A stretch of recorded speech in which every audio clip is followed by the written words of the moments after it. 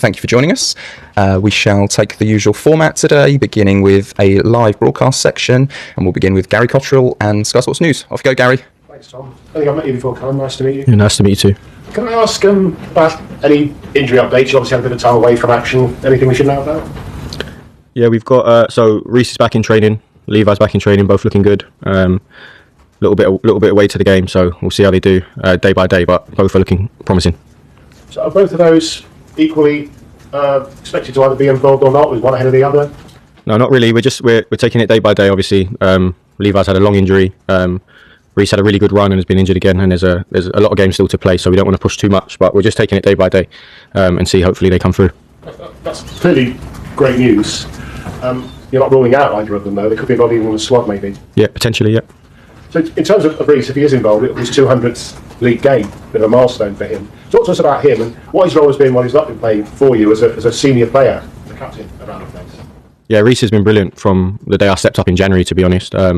This time around he's injured, so it's a little bit of a different role, like you said. Even though he's still young, he's massively experienced. He's won major tournaments. He loves the club. He cares about the club. So he's driving and pushing standards every day.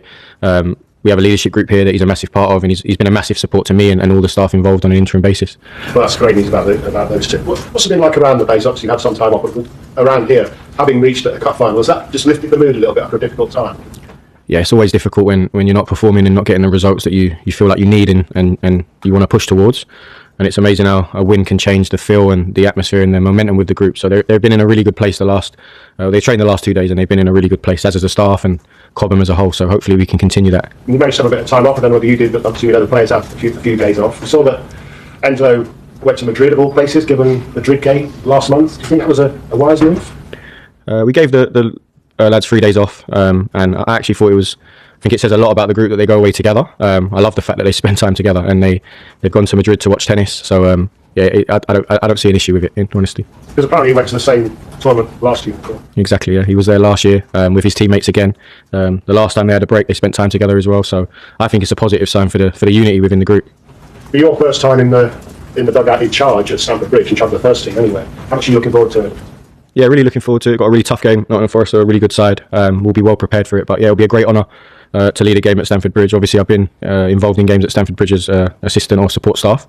Might have a bit of a different feel leading the team. It'll be a great honour in front of the Chelsea fans. Really looking forward to it and hoping we can put in a similar level of performance as we did at Wembley. Sun's out.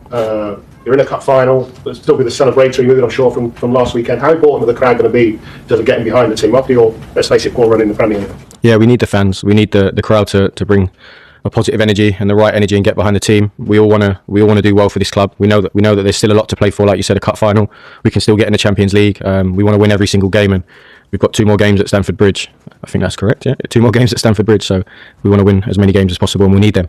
Is the Champions League still realistic? Obviously, it's still open how many places there are going to be, depends on how Villa doing the Europa League, blah, blah, blah. But if Liverpool and Villa win before you even played, then you can't reach top 5 anymore mathematically. But is that something you have to put out of your mind? Yeah, I think you're right when you say that. Like we just have to win our games and not worry about anything else. And I think even further to that, we have to make sure our performance levels are right, and the results will come. So we have to just focus on ourselves and the next game and the next day and the next training session.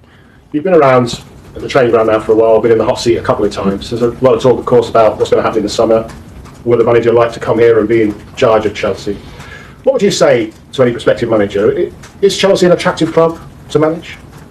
I don't think I have to sell that, in all honesty. It's one of the biggest clubs in the world. Great history of winning. We've got some unbelievable players, some of the best players in the world here.